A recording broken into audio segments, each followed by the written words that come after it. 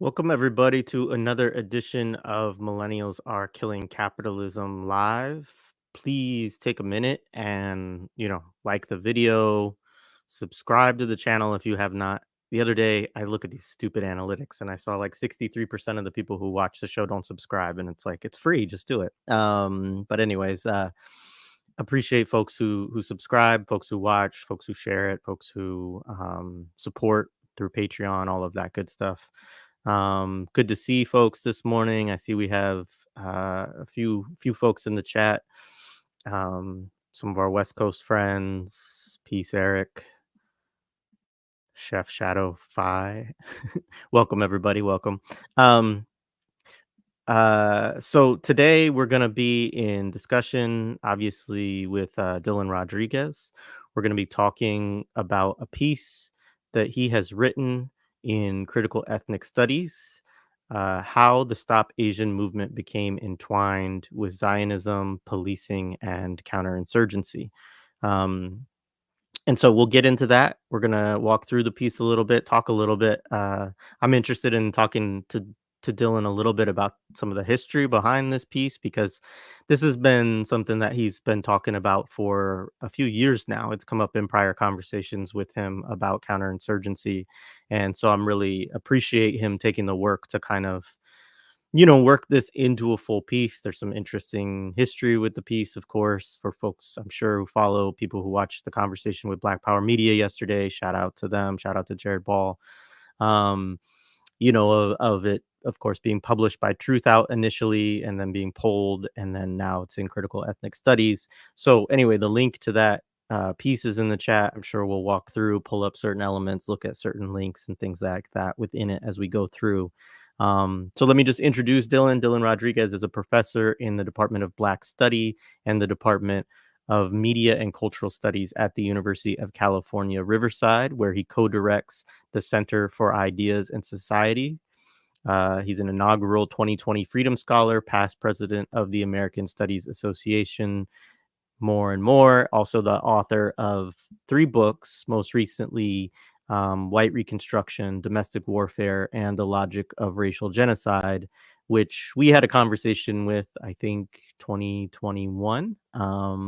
So there's a bunch of stuff too on the audio side, wherever you get your podcasts, where that we've done with Dylan over the years, and always an honor to have him on the show. So Dylan, welcome back. It's good to be in conversation with you again. Good to see you. Thank you for having me back. I hope I'm not wearing out my welcome.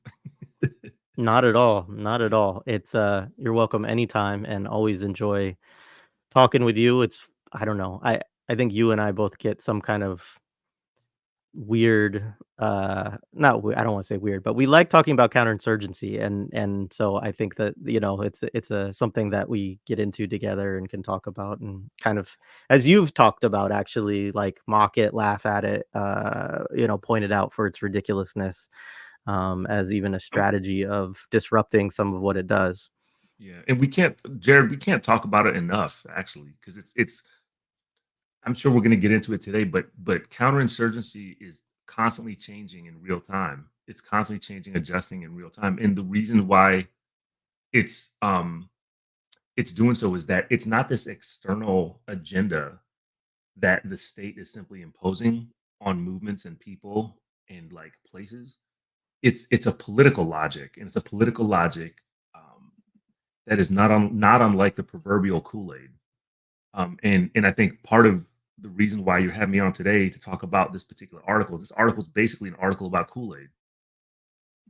What does it mean when the political logic of counterinsurgency is voluntarily, eagerly enacted by social justice organizations and movements, and then dishonestly represented as non-carceral, as in solidarity with Black liberation, as in solidarity with Palestine, at the very same time that you're being capitalized 1 degree separated from the Anti-Defamation League. I mean, we go on and on about this. So yeah, we can't talk about counterinsurgency enough. I think we could have an entire program, a daily program on it, for real.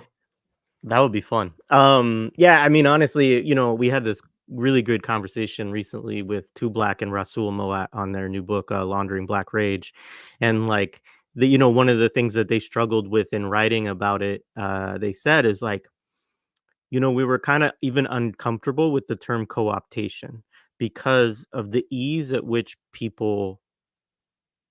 even people's demands or people's actions, the way people engaged in the streets in 2020, Mhm. um, we're essentially asking for co-optation in a certain way, right? Like that like the counterinsurgency has such a long Yeah. journey and is so uh targeted, so sophisticated, right? That people don't even often realize that even at the moment of their insurgency that they're already basically like sort of self co-opted into, I mean, like logics of liberalism and everything else, Yeah. as you kind of point out. Yeah. Yep. Yeah. Yeah. Um, I mean, yeah. And I think we've been in a moment, I think, over the last say decade, approximately. Others can chime in and be more rigorous about this, about the periodization of it. I'm less and less interested in periodizations nowadays because time and temporality gets all fucked up by counterinsurgency stuff. Like stuff folds into itself, and then you realize that the moment of counterinsurgency that you're trying to analyze is part of a temporal spiral with another moment in counterinsurgency that is like really familiar if you've studied radical and liberation movements. Um, but I think we're in a very specific moment. Let me say that we're in a specific moment in which voluntarist counterinsurgency, meaning counterinsurgency logics that non-state actors, and in fact social justice movement actors, including executive types like elitist executive types and ordinary folks who are not paid for their activism, are um, consuming a version of social justice uh, signification and lexicon and paradigm that is actively expanding the scope and the tactics and the frameworks of counterinsurgency, meaning an undermining of radical opposition and challenge to the state and the legitimacy of state power, as well as, of course, the power of racial capitalism, um, uh, and restoring legitimacy in those very same things. And it usually happens by virtue of some dishonest representation of reformist approaches as somehow being radical, right? Which turns into what you and I have talked about before. It's what we need to name as militant liberalism, right? So the militancy is there, like people ready to get arrested, right? But we need to separate the militancy, or not separate, differentiate the militancy, which is a state of mind, from the political, which is potentially, it could even be conservative, right? We know we've got militant right wingers out there, right? We've got militant liberals out there. yeah. Yeah. That's a great point. And I mean, militancy is something that I obviously I really appreciate. To be honest, I mean, sometimes I have people on where I disagree with them politically to some degree, but eh, I I am drawn and embrace the militancy and see that Yeah. because it's something that we need. But at the same time, as you said, you could be very militant. This is I remember Kamau Franklin talking about Yeah. sometimes um, people will equate tactics as revolutionary in Yes. themselves, Yes. Yep. an embrace of certain tactics as revolutionary in itself, rather than the politics alongside the tactics, what you're actually struggling for, Anyway, we could go on about this for quite a while. Let's get into it a little bit. So, Yeah. like I said, you've been talking about this for a couple years now. I mean, it's Yeah. come up in conversations we've had with you. I've seen you speak at keynotes when we were at the abolitions conference That's together. right. Yeah, we talked. Yeah, that's And right. you had this kind of as part of your presentation there as well. So it's something By the you've way, been that was one of the thinking weirdest. about. That was one of the weirdest fucking venues I've ever been in, Jared. And I'm glad you were there, and Yeah, Ori was there, and a couple others were there. Like y'all know yeah, who you are. But that was weird, man, because that building. So we were at University of California's DC like building, Washington DC building, and it's like basically it to me it felt like a fucking CIA building because like all these weird yeah, pictures on the wall of like national, kind of national security people. I mean, that's what it's there for, obviously, right? Like the UC DC Center is there to train a generation of um, upper and upper middle division managers for the security state. So the fact that we had a colleague there who organized an abolitions conference made me suspicious of my fucking self. Yeah. It's like, am I really going there to talk about this? But it was really interesting to see how um an unexpected, let's put it this way, the crowd that showed up to that thing was highly unexpected, I think, by the institution and by the original organizers. And it was also cool because it was kind of like a guerrilla presence where we were like out of there. And it also, you know what, it was also important for some of the students that actually were in that program, who came to, I think, a few of us and just said, thank you for coming. Like, I felt trapped here for the last 3 months because there's nobody, you know what I mean? There's nobody here who Yeah. understands where I'm coming from. I didn't realize what I was getting into. And so it was like that, one of those moments. So anyway, I just want to like put it out there that that was a very strange moment in which to think together and talk together. And I was happy Totally. to leave. I was happy to leave Yeah. the UCDC Yeah. building. I didn't know until that the University of California has a Washington, DC campus. I mean, that in itself is insane. I mean, there's It's a no reason colonial for that entity. other. Like the Yeah, University of exactly. California is a colonial entity. So like when people say that, it's not a metaphor. Like it's actually it's guided by colonial logic, right? Of occupation and proliferation. It's like that's literally why it was created. It's constantly in the mode of conquest. Yeah, and we should say it's not just a building, it's actually like a campus. Like it's a Yes. site, like it's part of the UC system. Yeah. Yeah. Yeah. No, they domesticate and respectabilize all the young people that go through the program. They dress like fucking lobbyists. It's like the first lesson they learn. It's one of the Yeah, complaints a couple of the students has. Like the first lesson they learn is how to dress and act, and they they try to train them to act like lobbyists. So again, a hell of a place to be talking about abolition with Dr. CBS, and yeah. with others as well. Dorothy Roberts, of course. But yeah, it Yeah, was it shout was out shout out interesting. to my co-panelists were, David Chavez, Stephen Yes, Osuna, and, yes. Alejandro Villalpando, who I hear just got tenure yesterday. Just got Congratulations, Alex. tenure. By the way, I'm gonna do the whole professor thing. I'm claiming Stephen as like a colleague, and all three of them as colleagues. But I was co-chair of David's dissertation committee, and I was on Alejandro's dissertation committee. So I claim I'm doing that whole paternalistic claiming thing just out of sheer pride and vanity.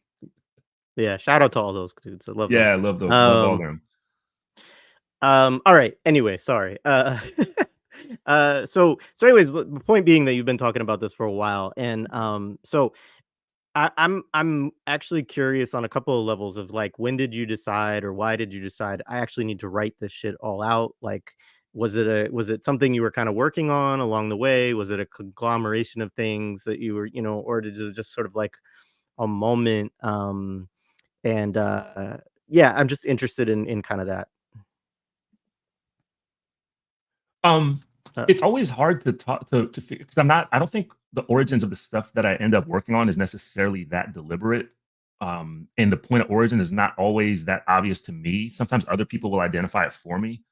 So, what I will say is that as soon as the hashtag Stop Asian Hate thing became a thing, right after the so-called Atlanta spa shootings, and even prior to that, when there was what was very obviously a foundation, nonprofit, and liberal state fomented conversation around what was being called anti-Asian hate in the context of the COVID-19 pandemic, and obviously, the Trump and the Trump administration's constant repetition of this anti-Chinese and anti-Asian epithets and discourses and whatnot.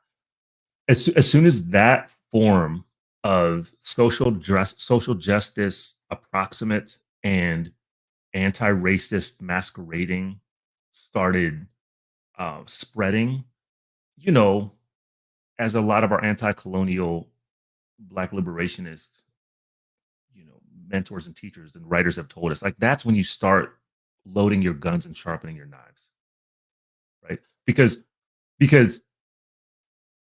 the moment in which any organization, movement, or even person starts using the terms hate as their central lever of mobilization and politicization, it's time to start counter organizing in asking severe oppositional critical questions. So this was probably, if I was to think about it, it would probably start during the pandemic, and then it only became my focus on this only became more acute after the 2021 spring 2021, when in the aftermath of the so-called Atlanta spa shootings, when you saw organizations and social media streams start to really spread, so-called viral spread, the Stop Asian Hate hashtag. And then a particular organization pops up, right? This organization, Stop AAPI Hate. And so I'll tell you what really aroused my attention on this particular organization is that, number one, the fact that it accessed corporate media mainstream attention, and then I eventually quickly found out monetization, capitalization so quickly, right? So, and this is knowing that there's all these other grassroots AAPI organizations that, I either have collaborated with, I'm an active member of. I think about Asian Solidarity Collective. I always shout out Asian Solidarity Collective in San Diego, AAPI Women Lead in the Bay Area. I've been working with Dr. Connie One, their executive director, for about 30 years. Like, I know organizations like this that are grassroots organizations that have maintained a consistent, political commitment to various forms of solidarity and coalition building, and which have been deeply serious about trying to figure out how to do abolitionist work, sex worker solidarity work, diasporic, anti-colonial, and decolonizing work, etc., in the context of navigating the nonprofit industrial complex and like funding streams and all this shit, right? So these are organizations, AAPI Women Lead in particular, that have consistently been on the margins of foundation funding streams precisely because they're consistent about their politics. So I'm experiencing these organizations on the one hand, right? And there's a whole, kind of sub ecosystem, as we say, right? It's not a full it's a sub ecosystem because they're always on the margins of being completely defunded by the nonprofit industrial complex. Okay, so there's that. And then you have these pop-ups, like Stop AAPI Hate, which gets monetized so quickly. And then right alongside it, the Asian American Foundation, right, which is a different organization. Let's not get that twisted. By the way, this is the weird thing that Truth Out was harping on when they, I think, in my view, um, in an unprincipled way, retracted the article. But whatever, we can talk about that if we want.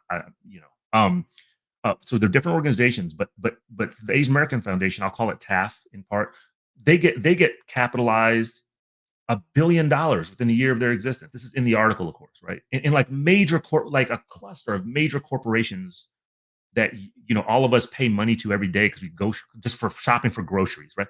They monetize. So these two pop-ups, or what Amaya Gelman in her analysis of the Anti-Defamation League in the kind of Zionist pro-Israel, organization, organizational ecosystems influence. She calls them astroturf organizations. So TAF in particular is an astroturf organization, meaning that it's monetized, capitalized, and facilitated by something like the Anti-Defamation League, and then stands in to kind of help facilitate spreading, a particular set of political positions and rhetorics, including hate.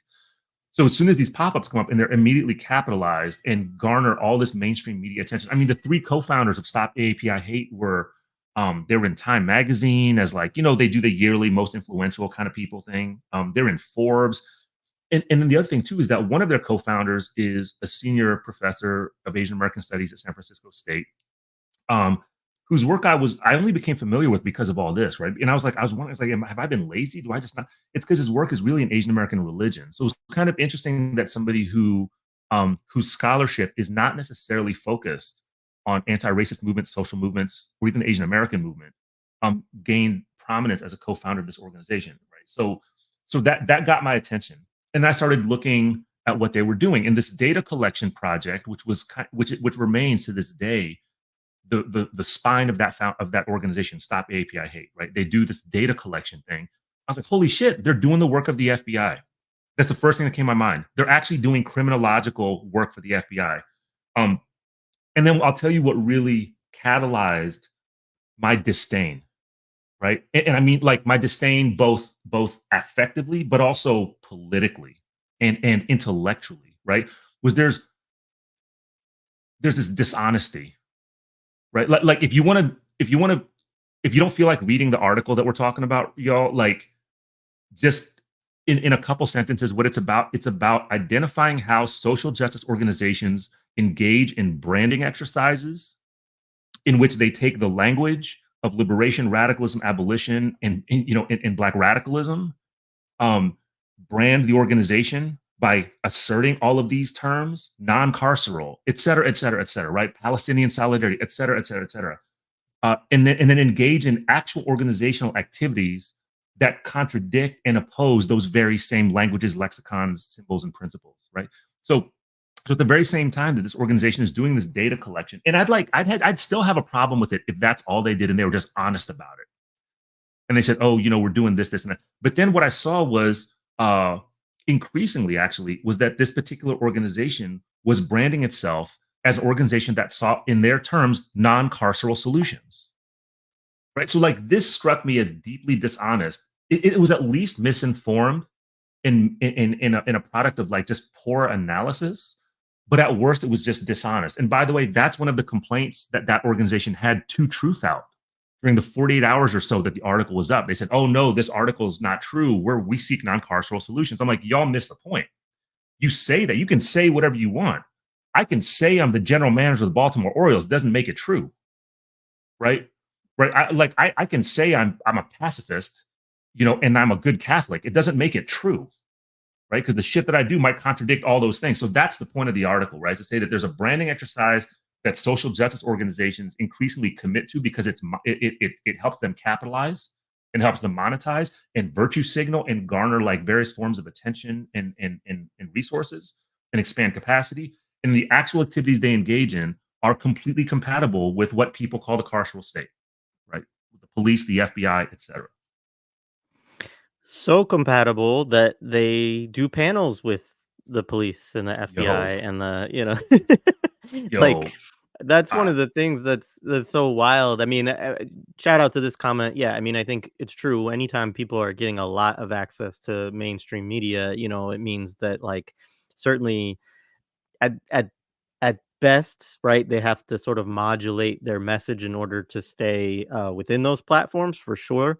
But when it's a lot and it's continuous and it's around social justice or any kind of like organizing human rights, blah blah blah, yep, like yeah, it's a compromised institution for sure. I mean, we're talking about an organization that partners with like all the major sports, the NFL, yep, the NBA. They do you know, days, right? Like, or during say Asian American History Month or whatever, like they'll have, you know, uh co-branded stuff, like these kinds of activities, right? Liberal multicultural, yo. Can I share stuff. two screens? Can I share two screens with you and the Y- folks? Yeah, yeah, I yeah. just press I just I press don't the know. present button, right? Oh yeah, yeah. Try it. Yeah. Let me do this. Let me just so on this point, right? If we want to You talk can send it about to if we me want, too. okay, cool. Oh, you know what? Let me do that. I'll just send you the links. So if we Yeah, want if to you do talk it in the about private chat, yeah. cool, cool. If we want to talk about like all the lying, right? We want to talk about all the lying, right? And by the way, like the lying that eventually fueled the expanded article, which is the one that's been published. It was is basically the article was quickly republished. Shout out to Critical Ethnic Studies Journal. Um, they were asking me, can we please republish the article? They put it up right away. Um, and the version of the article that's published now has a point basically embedded in the article is a point by point response to all of the objections that Stop API Hate had to the original article that Truth Out retracted.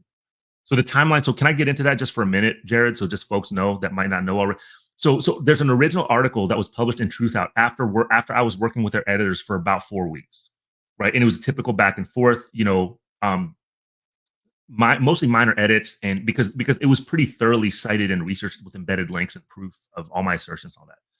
And then within a couple of days of the article going up, Stop AAPI Hate sent them an email objecting to the article and claiming errors of fact. And so then Truth Out sends me that. I responded to each of the points, and there were no errors in fact. Um, and interestingly enough, Truth Out's other concern was with one particular paragraph in the original article in which I quoted an article that was talking about Jonathan Greenblatt, executive director of the Anti-Defamation League. I was talking about Greenblatt's role in the founding of the Asian American Foundation. They said, well, it sounds like the quote could be misinterpreted as coming from Greenblatt, but it's really from the article. I'm like, that's cool. I mean, but at the same time, there's an embedded citation of the quote. So that's a pretty minor thing, and cool, we can correct that. We just say that's the article says that. But then they also were saying we're that they had implicit concerns about an implicit libel threat, right? So I was like, okay, so the ADL thing, the libel thing, it actually, I started feeling like it didn't matter that Stop AAPI Hate's um, assertions, their contentions of errors of fact were just untrue and dishonest. Anyway, they retract the article. They tried to pay me off, which was I found insulting. They said here's $400 for your trouble, and I was like, okay. Um, I'm letting that go. Like, folks should keep reading articles in Truth. I got a lot of comrades and friends that continue writing for them. I probably won't write for them again. I'm sure they won't want me to write for them again. That's cool. Um, but the expanded article that you just put up a second ago, like that has all of the receipts, y'all. Like it's like an expanded version of the original article, and I was pissed because of how dishonest Stop AAPI Hate was being in their accusations. So here is some of the dishonesty on the screen share right now that Jared's giving you, right? So this is a page. This is literally from the media library of the U.S. Department of Homeland Security, right? And this is I believe this is 2022. Sorry, 2020. Yeah, it's right near the founding period of Stop AAPI Hate and early on in the Asian American Foundation. So if you click play for a second, Jared, you'll see who's on the panel. There you go. Okay, so like I want folks to notice who's on this panel. Again, a panel that is platformed by the U.S. Department of Homeland Security, y'all. All right. So the moderator is somebody from the Asian American Foundation. And you can keep going. Go ahead, keep going. You'll see who's on the panel. You'll see their little zoom. There you go. So show folks that on the top left, is one of the co-founders of Stop AAPI Hate. In the top middle is Jonathan Greenblatt, executive director of the Anti-Defamation League. That's what I wanted folks to see. That we launched on. Yeah. And that's Manju talking about but boasting about the data collection, et cetera, that Stop AAPI Hate does, that the FBI loves, and that the ADL kind of facilitates. That's Manju Kulkarni, one of the co-founders on the top left. And their data collection is completely conducive, reflective of analogous and similar methods of data collection that the Anti-Defamation League historically has done, and frankly, that the FBI embraces. And this is also in the article. In the article is a more recent panel in which, and you can probably post that image too, Jared, a more recent platform in which one of the co-founders of Stop AAPI Hate was literally sharing a platform with an FBI special agent in which, there it is, in which the FBI special agent praised Stop AAPI Hate for its data collection and said, please keep doing it. We want it. We need it. It helps build on our crime data collection. So at the very same time that all this is happening, if you go to Stop AAPI Hate's website, for example, right, and if you read their objections to the original version of my article, they say that my assertions are unjustified because they say they're constantly pushing for what they call non-carceral solutions, right? What they miss is that's exactly the point of my article. That's exactly the point I'm making to you all, is that you have social justice organizations that are in de facto collaboration with the policing and carceral state, that are in de facto connection, and in some cases, very concrete connection to pro-Israel and Zionist organizations and politics, that at the very same time claim to be doing otherwise, right? And Stop AAPI Hate's other big objection to the original article is the claim that they said that they don't have any relationship with the Asian American Foundation, that they cut off relationship with them, organizational relationship with them. I think they said in 2022, and again, misses the point. The point is that Stop AAPI Hate would really not exist in the way it does if they didn't get, I think at bare minimum, from what I tracked down, they got at least $1 million of funding from the Asian American Foundation in 2022, right? And that's just what I could track. So yeah, there's just a lot of dishonesty, a lot of at bare minimum deception. And again, like, to be generous, some of it might just be misinformed, but there's a kind of executive director arrogance that follows all this shit, that wants to cover up the contradictions and the misinformation, and frankly, double down on the dishonesty and the lies. That has, in my view, deeply harmful effects on the larger field of serious liberation, solidarity, abolitionist organizing and politics, and study. Yeah, so that's what this is. Is I'm trying to. I think we need to commit to a kind of stream of political work that identifies and calls this shit out. Right, like it shouldn't just be a periodic, whatever expose type article that does this. Like our organizations, our collectives, like we need. I think we need to commit to doing this and exposing it all the time, all the time. And by the way, shout out to the Asian Association for Asian American Studies membership. Um, uh, after the article came out, like it spread pretty quickly through through a kind of whole network of folks. The membership of the Association for Asian American Studies, just by coincidence, their national meeting was like a week after this article came out. They pushed and forced the leadership to basically retract the funding that they had applied for and gotten from the Asian American Foundation. Right. So my understanding is that AAAS is going to be returning or rejecting that funding. That's my understanding of it. And that's because the membership organized to reject it. I think it's a small example, right? And it's within this kind of Asian American nonprofit foundation, network. But I think that we need to be doing more of that. We need to be doing that and thinking about that in relation to things like the Ford Foundation, Mellon Foundation, Soros, etc. We need to be doing this stuff across that board. Much appreciated. Yeah, I mean, there's so many. I mean, I will say one of the things that you're just talking about that, yeah, you've talked about this in other ways. You've talked about it in terms of why, you don't like, abolitionist is not the term that you typically use anymore, right? Because of all the Just a ways that it has hiatus. been like, Yeah. co-opted and, Yeah. and like this is such a great example, right? Where you have this language of non-carceral solutions Yeah. when like, I mean, you're basically fully in coordination with the state as well, including its law enforcement arms. Yeah. Like even if we want to buy that, like there's no like data sharing agreement or whatever, like which I don't know that I would buy that, but even if we did, like all Yeah. of the co-presenting, welcoming yourself into these government spaces, being on panels with FBI, being on panels with the ADL. And one of the things you pointed out right before is like Greenblatt is still on or was on the board of the foundation, which is I He's on the understand a board of the separate Asian American organization. Foundation. Yeah, Yeah. yeah, In fact, that's something that might be something to look at too, Jared. Like this is also in the article, but I think it's worth doing. Like there's something about the visuality of looking at this at their board members and advisory. I think it's called the advisory council. Looking at their board members and advisory council. Here, I'll send you the link. There's something just kind of visually striking about looking through this together.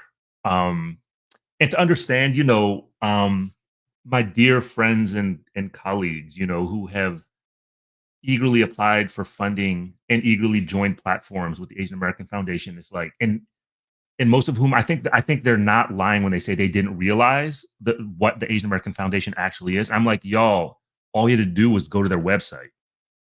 It's not buried in their website. They got prominent pictures of these motherfuckers.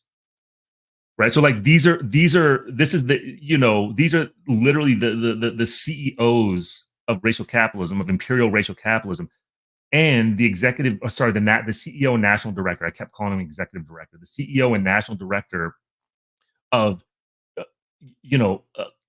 a pro-Israel Zionist zealotry organization that is all about constantly trying to criminalize, repress, and obliterate Palestinian and pro-Palestinian organizing and solidarity organizing. I mean, this is somebody who was on MSNBC not long ago saying anti-Zionism is genocide, and also said all Jews are Zionists. I mean, it's like how much more colonial can you get than this, right? How much more? How yeah. much more? Yeah, but if you scroll down, look, check this out, man. Go down to the advisory council. That's when it gets real. This is bad enough. Okay, this is their board. So Greenblatt's on the board, right? And all these folks from various He's the Brooklyn Nets shit. owner. Yeah, You see it, right? Alibaba, like Citadel Securities. Now look at the advisory council. Now look, again, not hard to find. This is on the Asian American Foundation website. So some of it's kind of just whatever. It's like goofy and absurd. Lisa Ling and Jeremy Lin is on there, I think, still. Yeah, if you scroll down, you'll see Jeremy Lin. So a lot of people love Jeremy Lin. Keep going, keep going, keep going, and you'll There he is. see. Yep, there's Jeremy Lin. Go down, I think, two more rows, and you'll see somebody pop. Hey, there's Condoleezza Rice. There's Condoleezza Rice.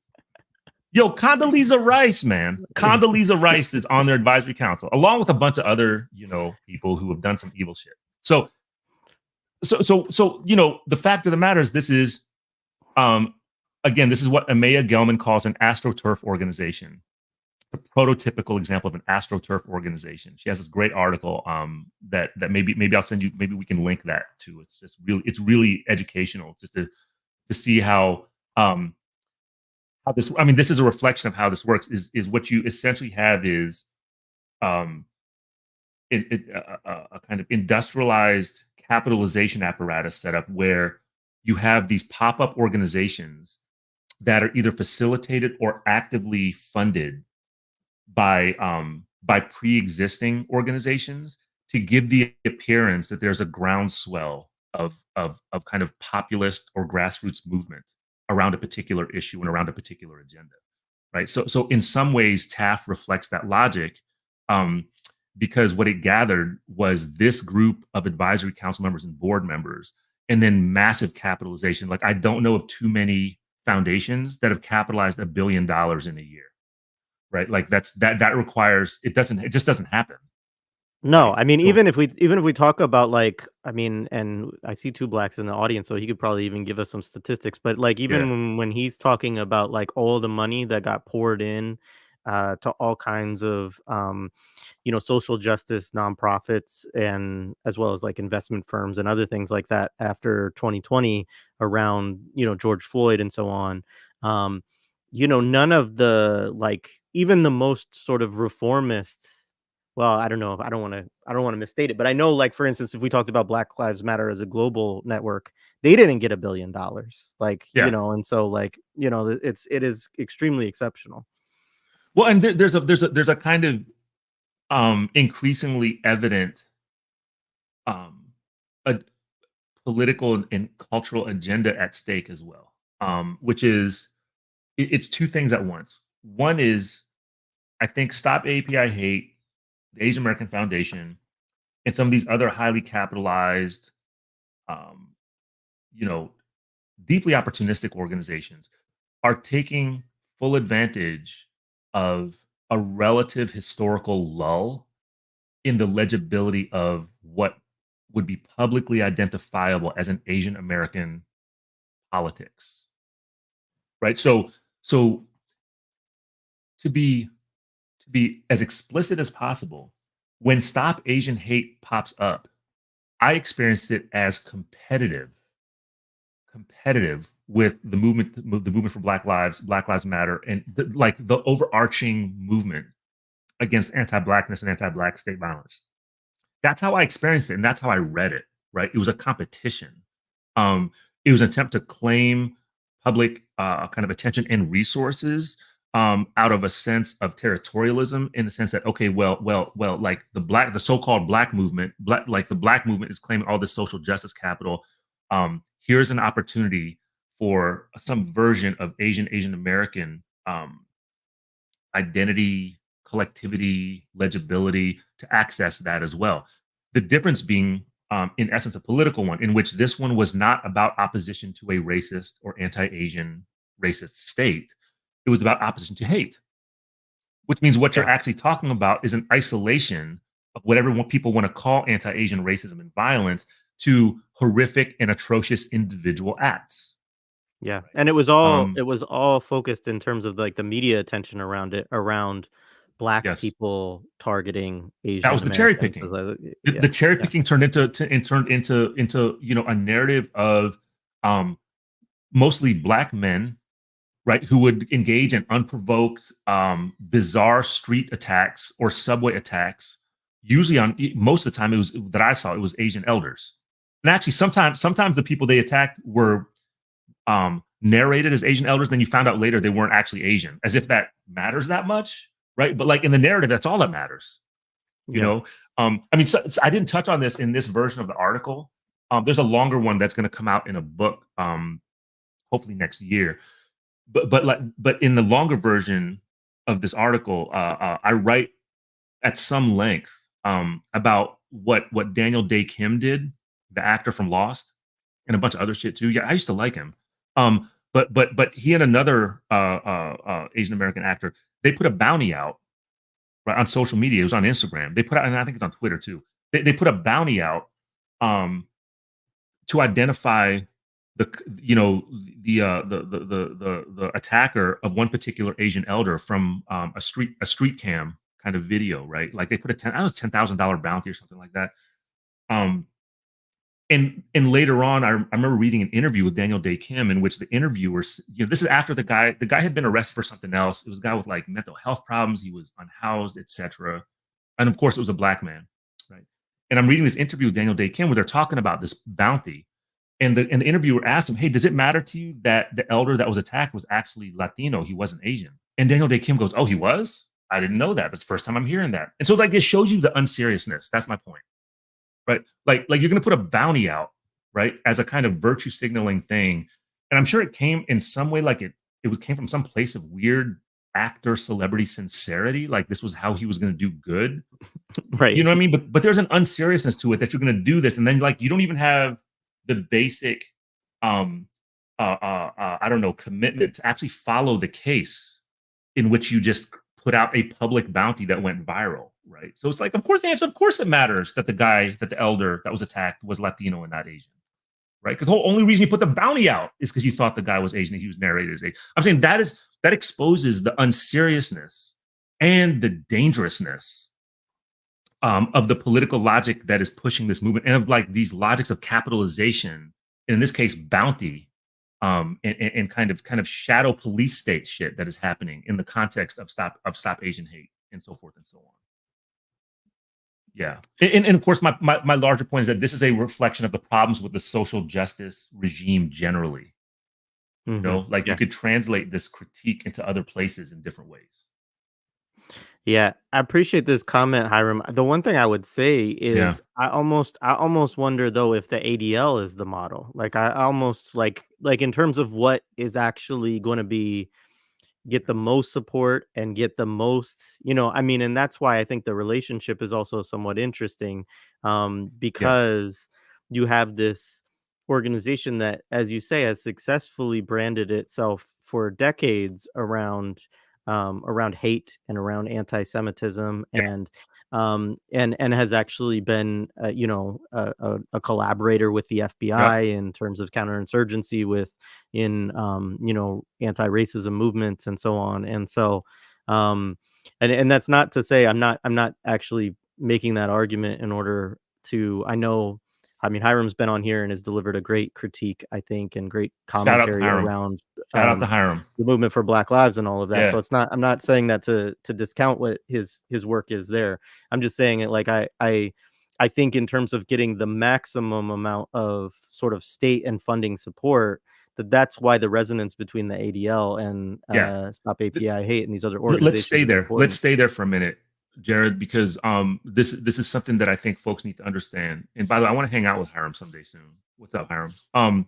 So the Anti Defamation League, it's not merely the kind of front lines of pro-Israel, Zionist, repressive, anti-Palestinian, and historically deeply, deeply repressive anti-black and anti-black liberationist um, organizational mobilization. It's all of that. It's an ideological center of gravity for all this shit.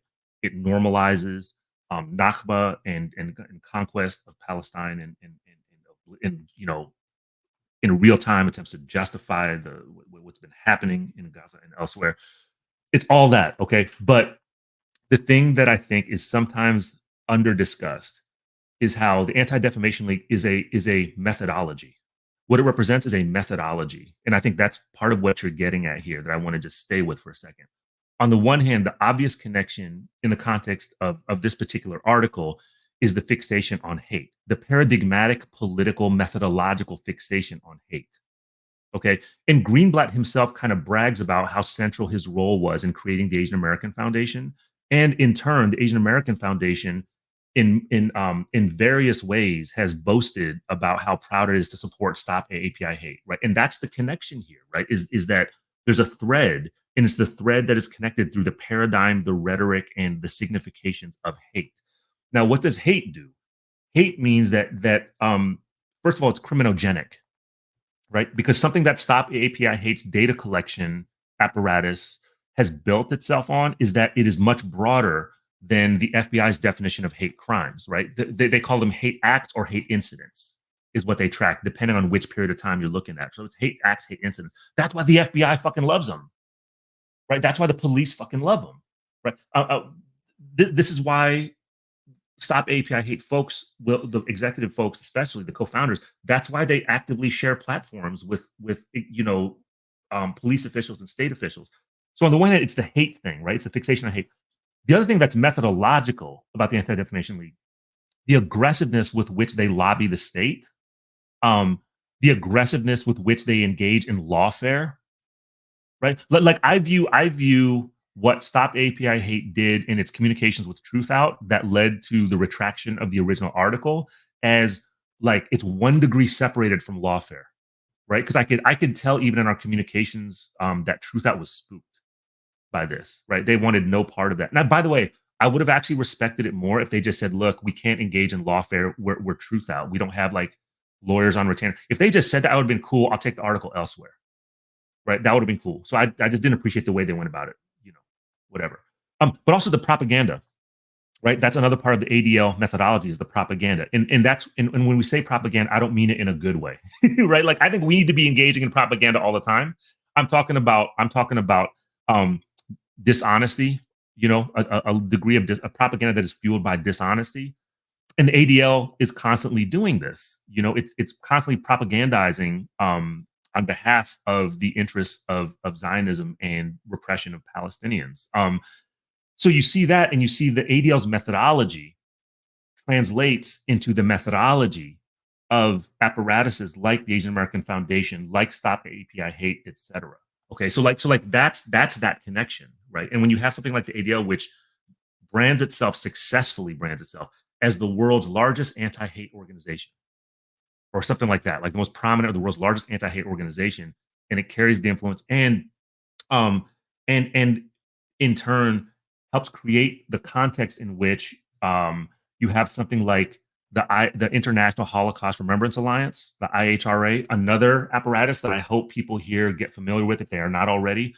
But the IHRA, an otherwise relatively obscure organization that has become globally prominent because of its definition of anti-Semitism, right? That was created in 2016 for purposes that were very narrow. They wanted to start collecting data. Again, it's about data collection around hate, in this case called anti-Semitism, right? It's 2016. So they come up with a definition of anti-Semitism in 2016 to collect data in Europe. And then that definition of anti-Semitism then gets integrated into various institutions around the world, including nation states and governments, in order to police anti-Semitism. Again, that is the paradigmatic hate that we're talking about right now, right? So we can even get on that for a minute too, if you want, as we talk the IHRA thing. Right on. I mean, I want to say something quickly too. I mean, data collection is fundamental to counterinsurgency operations for people who don't know that too, right? Like this is Yeah. something that is explicitly stated in the counterinsurgency field manual. Biometrics, by the way, are a practice of counterinsurgency. Retinal screening, all these things that we subject ourselves to. Some of us do, or some of us don't. Yep. But are strongly encouraged, That's go right. on flights and things like that. And sometimes, honestly, like my wife just got back from Brazil or Brazil and then Argentina. She couldn't. Oh, she was like trying to not do biometric stuff at all, and she couldn't get through customs without doing it. But anyway, so I just wanted to say that because I think that that's an important thing, and I mean, obviously, this is where the intersection of nonprofits like this, the academy and the types of data Yes. and research Yes. and all of the academics do, as well as what law enforcement does, FBI does, Yes. counterinsurgency entities do. So yeah, that's an important Yo, connection Jared, for can we people to get. Can we stay with this for a second? Can you click on Sure. that link I sent you, the Stop API Hate org, our approach? because this is where Yep. the lies become egregious, and this is the main, again, this is one of the main reasons why I had to write this particular piece and just cross my fingers and hope it would circulate, is because the way that data collection organizations represent themselves is so deeply dishonest. You'll see in our approach, if you scroll down, you'll see it at some point in here. They're going to say not that they support non-carceral solutions, right? Like after going through all of the carceral ways in which they do their work, you'll see anyway. But you can see what they do. But there's the data collection part, right? And there's all this other stuff that you might want to talk about too, Jared, Yeah. Well, with the I do, narrative and change and all it's this stuff. funny because Hiram brought this up too. It's how the work nationally could shift so quickly from Yeah. defund to narrative Yep. change almost overnight. I mean, Hiram, you talked about this when we had you on, but that narrative change is the thing that's being funded right now. And I mean, this was one of the things I did want to talk to you about the piece, because I find that really interesting. I mean, and there's so much focus around narrative within also within insurgency and Yeah. counterinsurgency literature. um but one of the things, so like, I think that there are, kind of as you were making that point about good and bad propaganda, like I think there are good and bad versions at which you could do narrative work. But Yeah. part of the question is, what are the narratives, and who are what's being served by the kind of narratives that you're Yeah. creating, and encouraged, how are you being encouraged to do narrative Yeah. change? And Well, yo, click on the I, link. Click on yeah. the. Well, first of all, can you scroll to the top real quick so folks that are like Yeah. watching, listening, they know I'm not making shit up. There's the No, I non-carceral piece. yeah, There's yeah, I non-carceral saw solution. Are that. you already okay? So this is what they Yeah. say, y'all. So like they do criminogenic data collection at the very same time that the first line in our approach, as they put it, is that we support comprehensive non-carceral solutions. So I call bullshit. Okay, let's go to the narrative change. Click on the narrative change link, and that'll get us more deeply enmeshed in some of the context, in some of the consequences of how they understand this thing called narrative change. By the way, of course, every social justice organization and academic is for narrative change, right? And the questions to ask are the ones you just asked. Like, well, what exactly do you mean by that? Right. So you go Right. scroll down to media engagement and speaking engagements, and you'll see what they mean by that. Right. This is how the social justice regime is taking these terms that may or may not be circulating within a grassroots context around narrative, and so I think they are circulating in a grassroots context. We talk about narrative and storytelling and knowledge and meaning in various autonomous contexts, but these social justice organizations are taking this, and here in terms of media engagement, they're not talking about autonomous, independent, left, self-determined media. They're talking about corporate media. When they say international media sources, they're talking about Forbes, USA Today, Time Magazine. Partnering with industry leaders, Yes. influencers and other partners. Influencers. Oh, yeah. Influencers is key here, right? They're talking about Yeah, social media yeah, influencers, just so y'all don't yep, get it twisted. Like, that's who they are yep. looking for. Now, even more telling is the next section beneath that, speaking engagements. Speaking This engagements, is, right? and I write about this briefly in the article. This is how Stop API Hate seems to understand the work of narrative change, that this is how you do it. And like, it's that part at the bottom. It's that part of the Yeah. bottom. Providing testimony before members of Congress and the U.S. Commission on Civil Rights, and presenting to world leaders at the United Nations and the World Bank. I mean, just stay with uh, that for a minute, right? Like, just stay with that for a minute. I mean, this shit is deep. And yeah. by the way, there's plenty of evidence all over like YouTube and the internet, whatever, that shows some of the executive direct co-founders and whatnot, like participating in those kind of conversations, and they're like in direct contradiction to what they assert themselves to be, Right. including, I mean, there's other stuff on their website, to be fair, that includes like strong statements about Palestine and Gaza, like strong statements about, you know, various forms of like anti-Asian violence, strong statements about like police violence, anti-Asian police violence, and solidarity with other movements. So there's all kind of statements about that, right? So I'm not saying that Yeah. this is an organization that is um, um, merely criminogenic and criminological in its data collection. I'm saying that it's precisely the fact that it makes declarations and statements that are contrary to that that's what is dangerous, right? Mhm. And that's what tells me that I think we're in a specific kind of moment in this social justice organizing world in which the terms of liberation, abolition, black radicalism, etc., are being actively expropriated, right? And turned, and turned not even turned against themselves, right? They're being absorbed into these kind of liberal state adjacent agendas that actually seek solidarity and response from policing and criminal justice, and Mhm. empire for that fucking matter, man. Like this is about empire. These things work with an Absolutely. imperial with an empire logic. Yep. No, 100%. I feel like I cut off a point you were gonna make earlier, but well, No, I'm no, sure no. we'll work our way back there. Yeah, we'll figure it out. Um,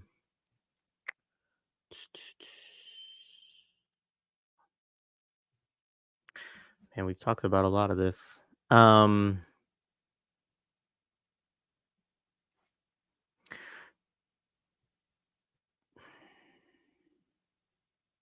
do you wanna walk through some of the points um, that they made, that Stop AAPI Hate made in terms of trying to get the piece taken down from Truth Out? And because those actually led to you, actually expanding the article in certain ways. I mean, Yeah. I can pull it up if you want. Um, Yeah, in fact, I can even pull up I can probably even pull up the email itself that I got.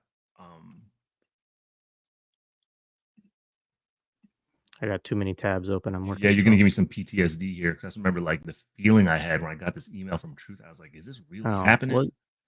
Like, is this really I will happening?" say, yeah, I mean, I will say the point, I agree with you in terms of, like, it would be nice if they were just honest about, like, we don't have the legal resources to go to war with, Just tell me that. forces that have this much money, Yeah, because I can understand that. I mean, honestly, you and I were texting back and forth, and that was, like, my first question is like, "Oh, did they threaten to sue?"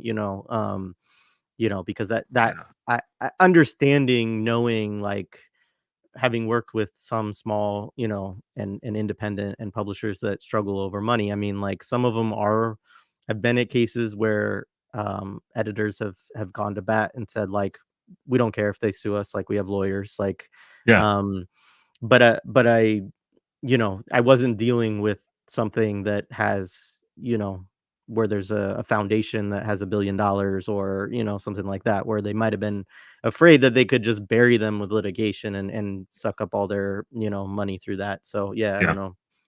Yeah, yeah. Their series of Stop API series of objections had to do.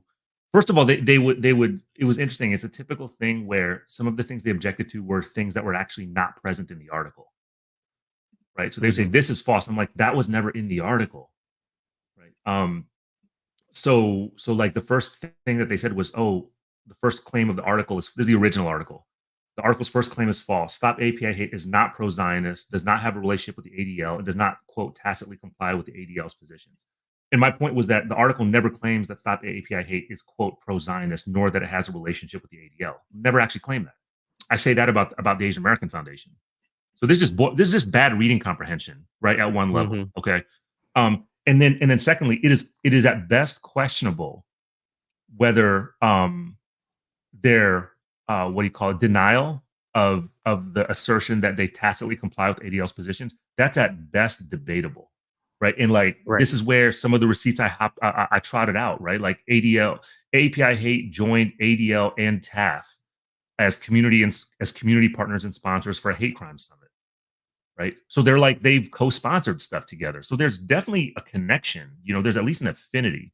And as I've talked about at length already in our conversation, the the methodological compatibility and affinities are deep. Like this is why the fixation on hate is so important. Like that's centrally what I'm part of what I'm talking about here. And then they also objected to the original article's um, connection between description of the connection between Stop API Hate and TAF. They actually didn't really object to that. All they said was that they haven't received funding from TAF since 2022, as if that was so long ago. Right. It says they don't Right. have a And working. if you You got got $1 a million. million dollars to like, yeah, I mean, You got to like you that wouldn't you pretty much you like literally wouldn't exist as you do without. So I was like, this is right. just it was just weird. It was just a weird, dishonest statement. And then they also didn't like what they described as the article's fundamental claim that Stop API Hate quietly maintains strong ties to organizations with histories of punishing critics of Israel. They say that's false. Now it is not false, okay? Because one of the things I talk about in the article as well is the significant role that a specific law firm, has played in the work of Stop AAPI Hate in terms of pro bono work and facilitating some of its research, right? And that law firm made national headlines in October 2023 for its grandstanding refusal to a retraction, I think it was, of employment offers to several law school students from Ivy League schools because of their social media statements in solidarity of Palestine, right? And that law firm in particular very proudly states its commitment to various relationships in Israel, and like invites that kind. So it's like very openly a pro-Israel, if not a pro-Zionist law firm. And Stop API Hate had a significant pro bono relationship with them in which they mutually credit each other, right? So like the art Mhm. again, receipts are in the article, y'all. Like the point by point, There's a point by point, there's a lot of receipts. I mean, it like you can point by see point. all of these hyperlinks, It's the most throughout densely. the. It's honestly, Jared. This is probably the most densely cited piece of writing I've ever produced. Mhm. Right? Like, Yeah, and I I'm a believe fucking it. scholar. Like, I cite shit all the time, but this is densely cited. Yeah. So, like, basically, what I have to say to the folks that are mad, like, you know, what's that overused phrase, right? Like, you fuck around and you find out. Right. Right. FAFO. Yeah, right. Um, yeah. Well, and also, I mean, on some level, I think it's interesting, like, I mean, to be published in a journalistic outlet is great because of the reach that, it has sometimes and so on and things like that, but also like to have it be published in a scholarly outlet too, like, it in some ways, I mean, I don't know if it was a blog post, right? So probably not peer review, but They're gonna publish it in their peer reviewed version as well. Yeah, right so on, yeah, right? Yeah. I don't think it's stated here, but yeah, so they wanted to put it up right away, Yep. because they knew it was important, it was timely, so they put it up right away in their blog section. I'm not sure if it would technically count as peer reviewed or not, but whatever, it's up. Yeah, yeah. I I know mean, their editors their editors looked at it, they reviewed it for sure. And then they're going to publish it. They're planning to publish it in the print version and online version of the journal itself. right on. For what that's worth, whatever. Yeah, yeah, I just yeah. want people to like understand what it's about, even if they don't read the whole thing. Yeah, no, I definitely think people should read the whole thing. And I think the point you're making in terms of like one thing I'd say about it is I appreciate it as you talked about as like a methodology, right? Of like both a methodology in terms of what Stop AAPI Hate and the Asian American Foundation are kind of, doing and how you can see that. But also in terms of a methodological approach to kind of documenting the Yeah, ways that organizations like this are yeah, compatible with like counterinsurgency, paradigms, right? yeah, And I think that that's an important practice for people. I mean, this is something friends of mine, I think I saw tweets from Michigan Abolition and Prison Solidarity, shout out to them, but saying like, this is something that a lot of us within the radical, Asian communities here in the United States have been saying since this came out, and I remember too, I mean, I think in one of the early conversations we had with you, Josh, and you both talked about kind of the way that it was being mobilized around these logics of hate, of interpersonal violence, Yeah. and really kind of triangulating around anti-blackness, rather than any discussion of the way, as you said earlier, that like Donald Trump and the government were demonizing Asians as, everything around coronavirus, right? Which was Yeah. a huge, vessel for all of this kind of, for encouraging violence upon people, right? Which I think Yeah. is another thing as we talk about, like, what the ADL is doing right now and what a lot of the media is doing around Palestinians and including, Jewish anti-Zionist students, being primed to be called anti-Semitic terrorists and Yep. stuff like that on college campuses. It is priming all of these reactionaries that we are seeing come out. Some of that is being absolutely astroturfed, and some Yeah. of it is just local reactionaries and fascists, right, that are like using this as their opportunity to take out their violent fantasies Yep. on, Yeah. on college students, on radicals, on black and brown people, yeah. Yeah, and something in terms of political education piece of this. Can you click that last link I just sent you, the Yep. IHRA working definition on anti-Semitism?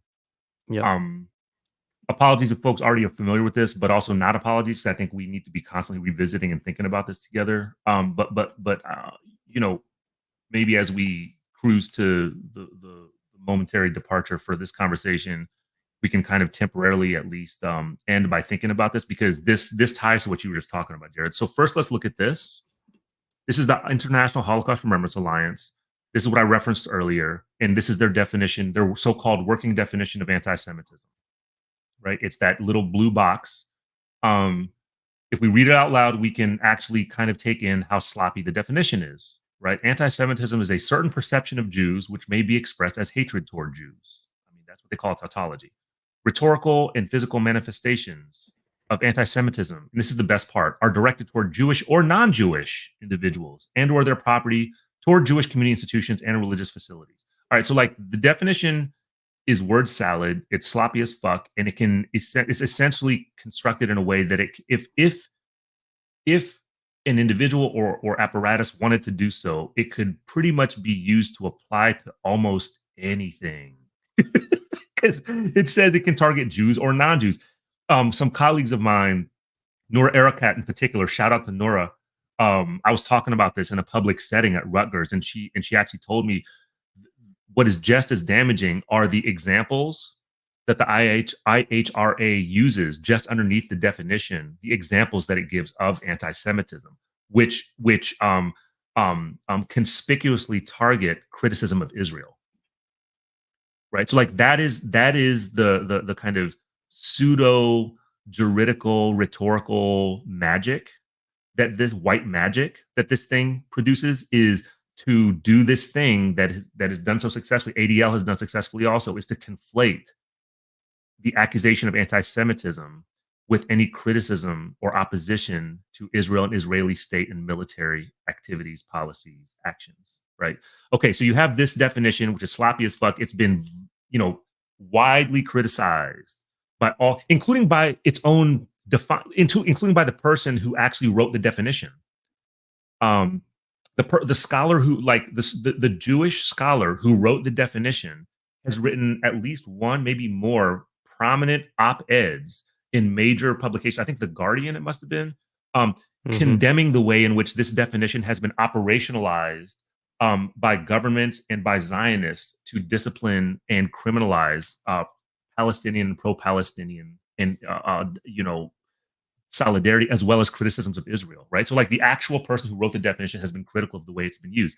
Now, Jared, click on that Trump White House link that I sent you a second ago. Here's why it's important to know this definition and to understand how it circulates. Because speaking of anti-blackness, okay, speaking of the legacies of anti-blackness, what the Trump White House did in here it is again, Jared. What the Trump White House did in 2019 is instructive. Because what it did in 2019 was it issued this executive order, right? And what this executive order, in a nutshell, did was it utilized the IHRA definition of anti-Semitism in the Civil Rights Act, right? So the very thing that liberal patriotism and multiculturalism celebrates as the landmark accomplishment of the Black liberation, Black freedom, anti-apartheid movement, which gets compartmentalized as the civil rights movement, right? The Civil Rights Act, federal legislation. The Trump administration, there you go, by virtue of executive order, canonizes the IHRI anti-Semitism definition in the Civil Rights Act, Title VI. Right? Y'all are going to be hearing much more about Title VI grievances, civil rights grievances brought against universities and colleges in particular in the coming period of time. It's already started. Right? It's Oh already yeah, it's started. cool. It's art. Yeah, Yep. It's a wave, and it's not going away anytime soon. Right? Like, yeah.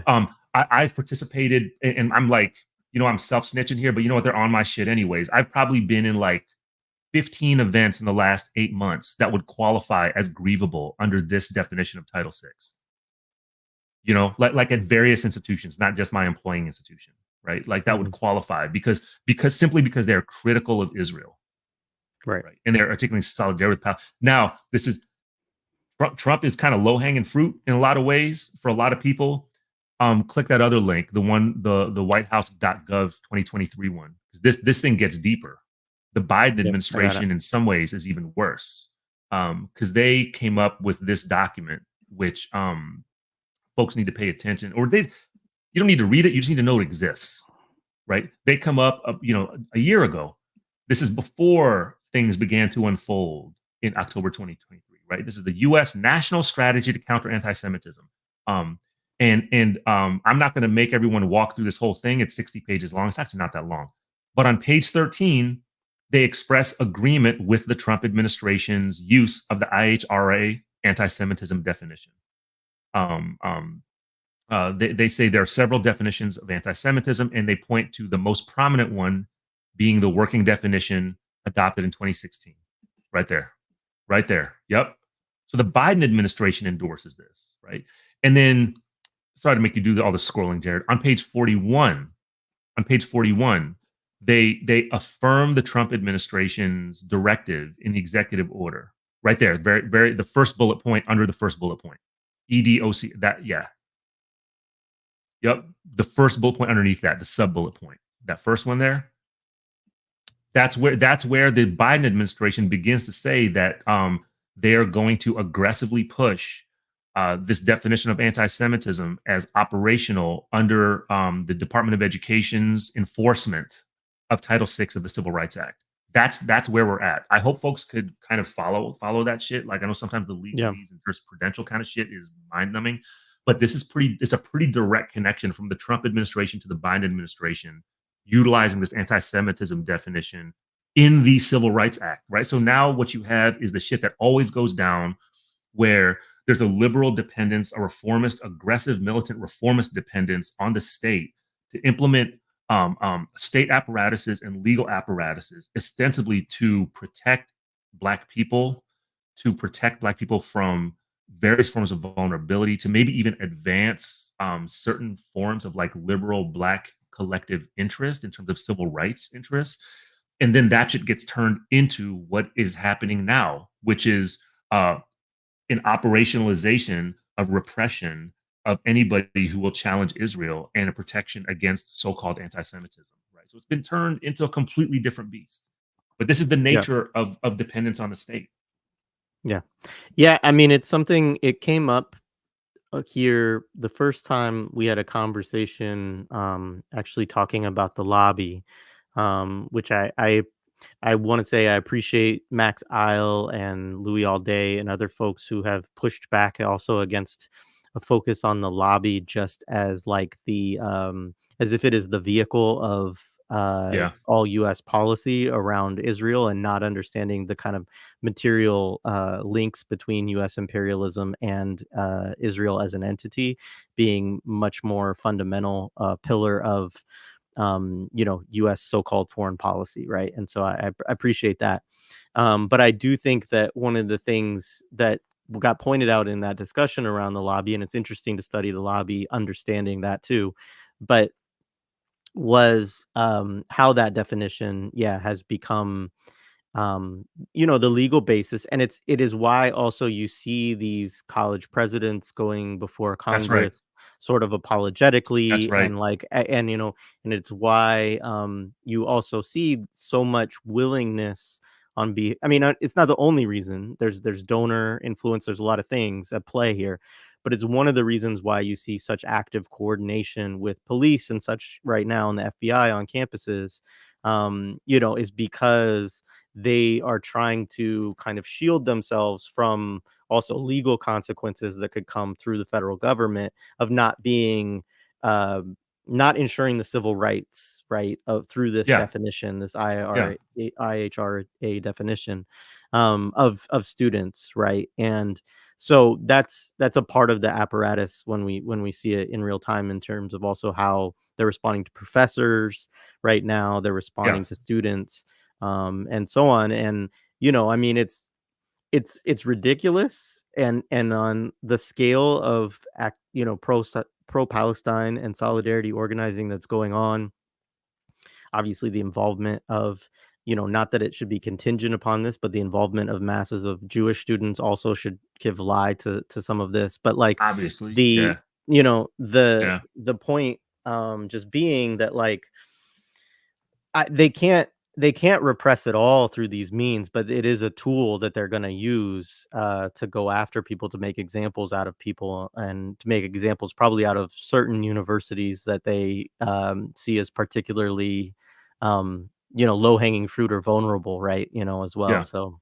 Yeah. I mean, so there's two things that are going on that I want to just, you know, really push forward. One is that what we see happening is these universities are administering the asymmetry, right? We talk about various notions of asymmetric warfare in terms. I mean, so we talk about asymmetric warfare in terms of the method, like it's like irregular, so-called irregular warfare. But there's also a notion of asymmetric casualties. So what universities are doing, they're actually actively administering the kind of morbid colonial truth of asymmetrical casualties.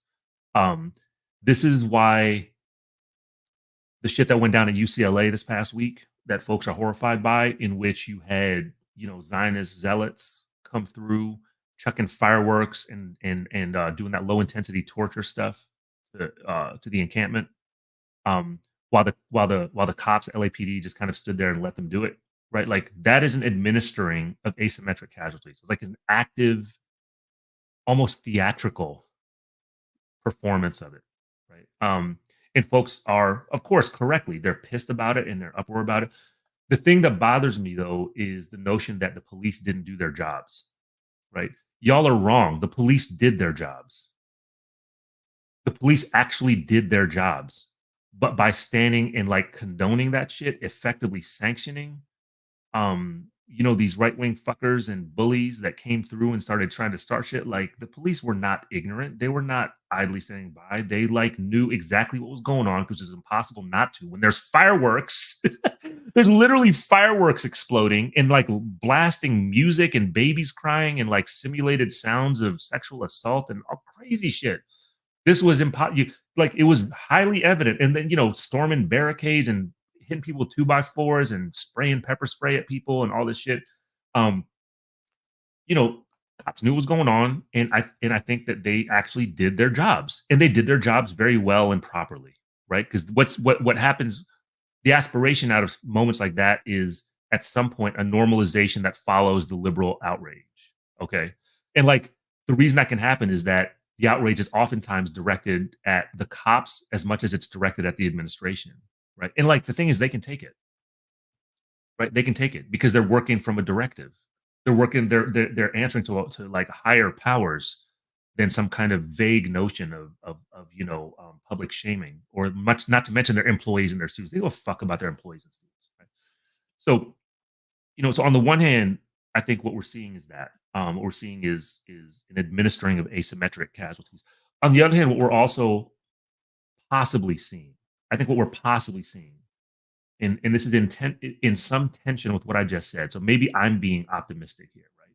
I think what we might be seeing is, at least for the moment, the beginning of the end of the aspiration, the kind of the overly shared left, if we want to call it a left aspiration for the fulfillment of the promise of the liberal university. Um, I think it's possible that the kind of administrative um, planning that is obviously coordinated, right? That is obviously shared across campuses in North America in um, planning and catalyzing and then memorializing uh, active police violence against students, employees, for professors and community members at these encampments. That this might be the beginning of the end of the liberal dream of the university. At least I hope it is. I hope it is, right? Like, and what I mean by that, not just the sense that, oh shit, the dream is a nightmare, but also that the dream itself was a fucking fraud to begin with. Right? That this is actually the university. This is the truth of the university. This is not the betrayal of the university. I mean, that's the fight we need to have with each other, right? Is how we couched all of this. Is this a betrayal of the university? No, it might not be. I think this is actually the truth of the university at its core. This is what they do. And if you trace the lines of bureaucratic and executive authority from the campus all the way to the fucking White House, what we see is that this is the apparatus at work. There's nothing about this that is a deviation. There's nothing about this that is a corruption. This is actually the logic of these institutions, from private to public, from small to large. You know what I'm saying? From like underfunded to highly endowed with private capital and donors, right? Like, so that would be a great thing to be part of in this moment as we struggle to protect and defend and survive, right? Is to say, if this can finally be the first stage of releasing, of liberating our collective differently located selves from the liberal dream, right? In particular, the liberal dream of the university and college, then I think that's progress. I shouldn't say progress. That's departure. That is rupture. I shouldn't be using the terms progress, right? That is the kind of departure and rupture and disruption and destructivity that I think we must embrace, because if we don't, we're going to get people killed. I love that. And let's see. Yeah, I mean, I agree with everything that you just laid out there. There's something that someone said. Oh, I do want to pull this up. Yeah. So this is the importance in understanding this, right? Is that Mm, this only applies to Israel, right? Like, yeah, so it is yeah, not a it's yeah, not a generalizable kind of definition of racism that allows yeah, people to I mean, I will say this. Look, hate crime legislation and things like this are fundamentally bad. It's like there's been a lot of good work around, from folks from the abolitionist scholar tradition to kind of show how this kind of legislation is always sort of a displacement of things like colonialism, imperialism, taking the responsibility of um the state, the institutions that inculcate a lot of racism within society systemically, and displacing it onto individuals, and then hyper criminalizing individuals for acts that in many cases are absolutely abhorrent, right? We're not saying like that, yeah, that a so-called like hate crime or whatever, or even a hate incident, even doing racist stuff. We're obviously not yeah, saying these are good things, but it can include, obviously spray painting things, and like yeah, all kinds of things can sort of get, you know, captured into this, and you can get people who get extremely long sentences or sentence enhancements upon criminal acts because of these kinds of laws. So, I'm not in general trying to endorse that sort of policy. Um, but I would say that like the definition, the IHRA definition of anti-Semitism is different from the way that yeah, racism is typically yeah. constructed within civil rights and That's right. hate crimes legislation, broadly That's right. speaking, to say that the activities and the policies of a nation state essentially have a level of protection against criticism and, against even the Thank you. as Palestinians point out with regard to, nobody ever said that like abolishing Rhodesia, right, was I mean, people might have said it, but it was wrong. Saying that this is anti-Rhodesian settler, right? Or that this is like Right. settler genocide or something like that, right? It's saying like, no, actually, that we should have decolonization and Zimbabwe should be a thing, or Algeria, right? We could give a Yep. lot of examples, right, of decolonization, anti-colonial practices, struggles, and saying like that the existence of this settler colonial population and a regime that is based upon their political sovereignty over any recognition of indigenous sovereignty and so on, right? Yeah. That this is an Yeah. abomination, right? Yeah. And so, yeah, I mean, I think that that's the that's the point of exactly that point about you can't criticize, Iran or Saudi Arabia and be Islamophobic. That is actually, if there was an Islamophobic definition that followed the same standards, it would make those kinds of connections. But obviously, that wouldn't suit U.S. imperialism or foreign policy to It have would that sort of. literally be a different world. Yeah. It would literally be a different world, and I'm not saying it would necessarily be a better or good world, but it would literally be a different world. Um, and because it's illegible, like the Islam of like there's no.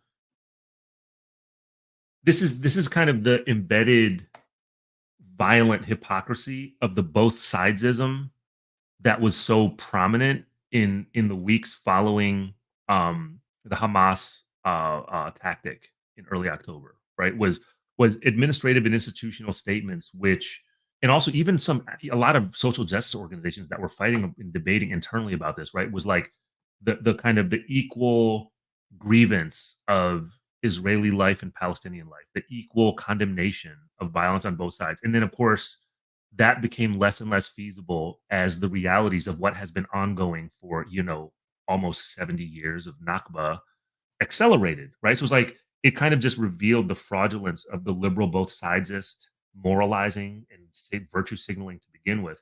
But it also, I think, shows how like our friend's question, what it brings to the surface is the illegibility, the incomparability between whatever people interpret as Islamophobia and this massively hegemonic, dominant colonial category called anti-Semitism, right? And I have to point at something. That's that last link I sent you, Jared. And I think it's actually an important example because of what's happened at my employing institution recently. There was an encampment that lasted, I think, 5 days at Riverside. I have a lot more to say about this, so do a lot of other people, but the short version of it is that the agreement that was reached was, in my view, very unfortunate. Um, and uh, and I, it's already actively undermining other encampments. The nature of this agreement, but I won't even talk about the agreement. I just want to talk about the next last paragraph of this chancellor's statement. So this is Kim Wilcox is the chancellor of UC Riverside. So like, look at the order in which he even utilizes the terms. And this is like, again, this is meaningful to me. Okay. The agreement made with the encampment, right? The agreement does not change the realities of the war in Gaza. Okay. So he brings up the war in Gaza. Obviously, that's what all this shit is about, right? But pay attention to this next phrasing or the need to address what? Anti Semitism. The first term the chancellor brings up is anti Semitism. Islamophobia comes, in my view, a distant second. And then Mhm. the generic other forms of bias and discrimination. But like, just thinking about the local and historical moment in which that sentence is being written may or may not have Yeah. been written by the chancellor himself. I doubt it. It's probably written by somebody in the cabinet. Okay, like that's how all this. It might have even just been from a boilerplate that's like circulating to university administrations everywhere.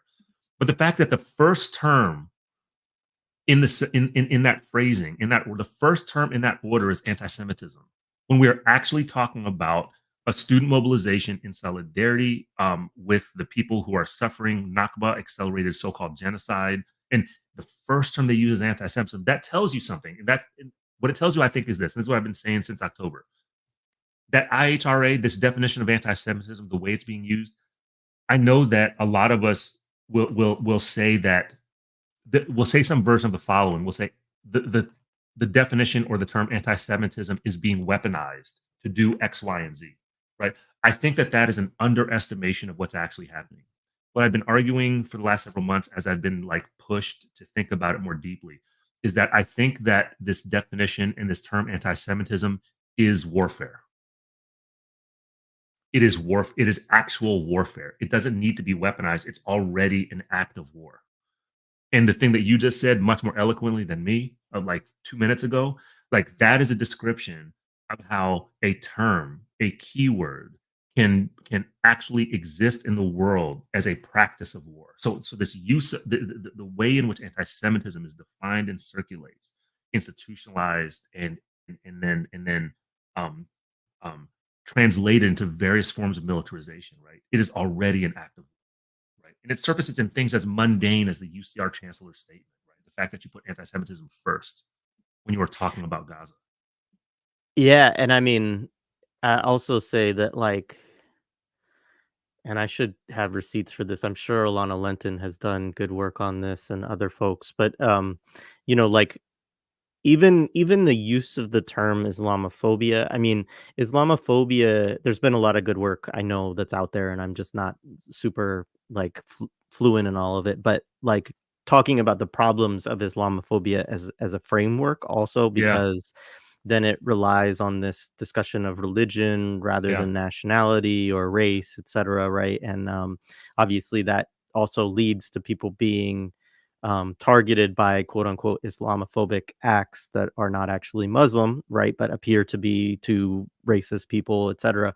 But also, like, this is something I've heard from Palestinians over the years too. Is it's like it's also not a stand-in for anti-Palestinian racism yeah, or for right. Palestinian against Arab people, right? And Yeah, so this is like a again, like when they use these terms, right? Because they fit very well within like the work. I mean, Islamophobia really takes rise as the United States is committing like mass genocidal yep, war crimes against people of the Middle East, and there has to be some lexicon through which George W. Bush and his yep. cabinet are able to say like, "Oh, well, please don't, go on vigilante attacks against That's right.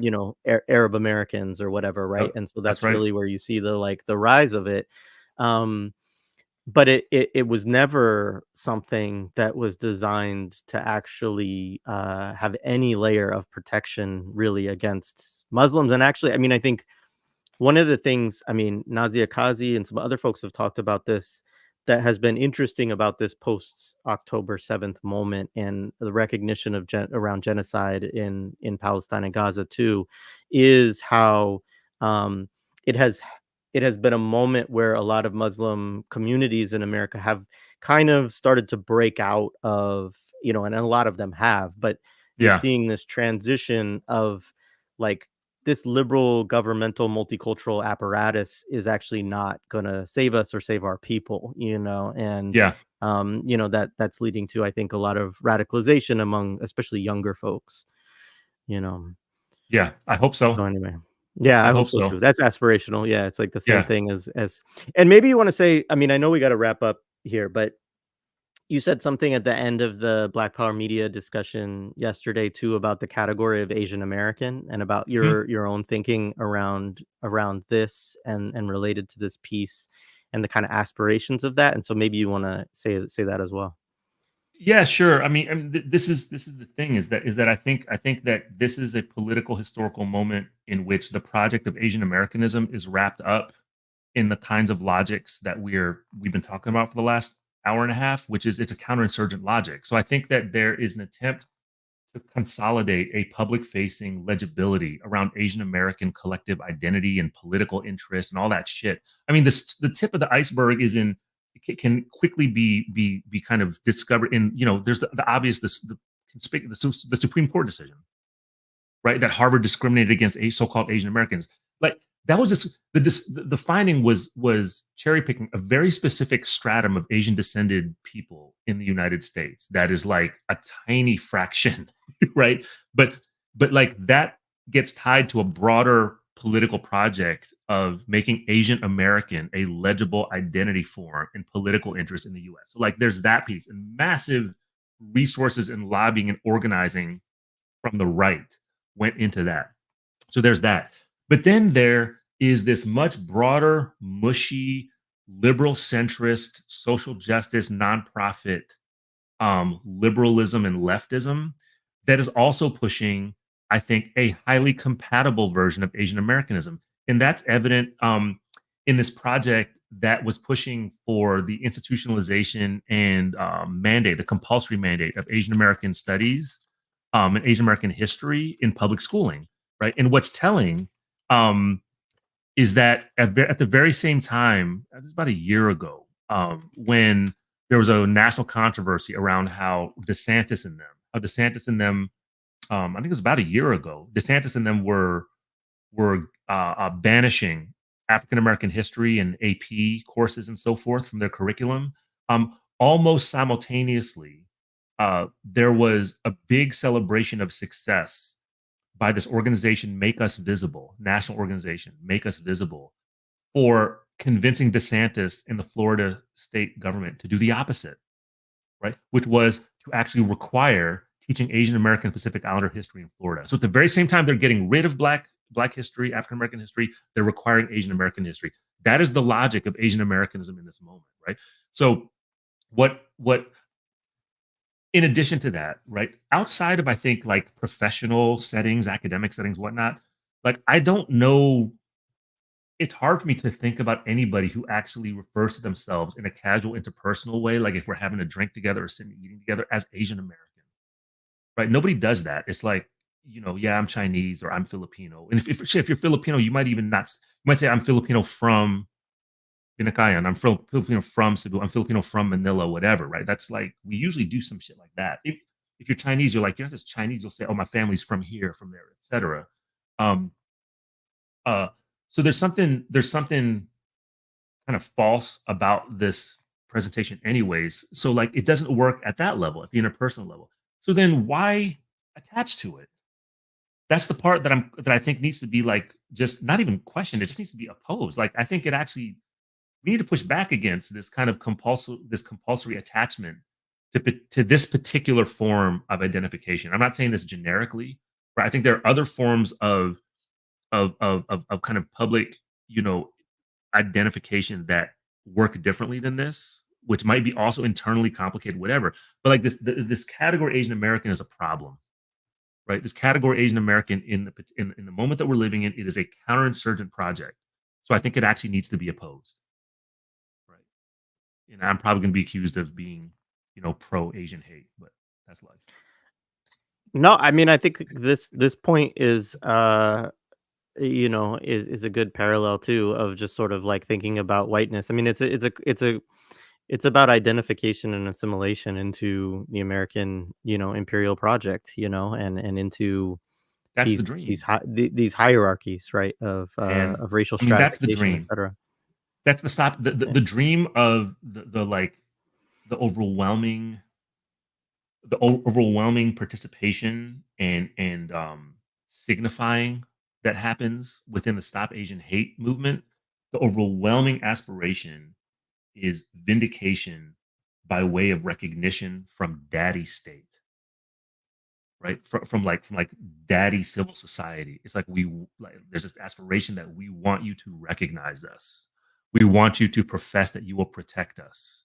We want you to tell us we are special and that we deserve, um, you know, the mobilization of your institutions in this moment of vulnerability. That's what this is, right? And again, like, this is not necessarily representative of where people from Asian descended, Pacific Islander descended communities actually at. That's not necessarily where people are at all. Like, and it does harm, right? Because what it does is it foments a kind of disgust, a righteous disgust over that kind of politics in a period of time in which there's like mounting global understanding and opposition to the ways that daddy state and daddy civil society are like deeply colonial, deeply anti-black, deeply Zionist, and all this other kind of shit. So, like, why would we want any part of that?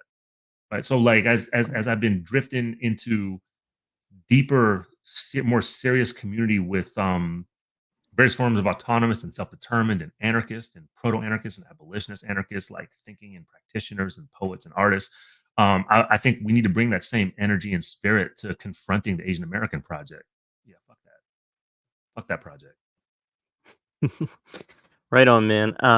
I do have to go because I have to go pick up Love my you. oldest I from know you do. school. It's been great to be in Shout out to conversation the with kids, you. man. Shout out to the kids. I'm We'll, proud of my we'll daughter for taking a million AP exams this week. Fuck AP exams too, but I'm proud of her for going through this.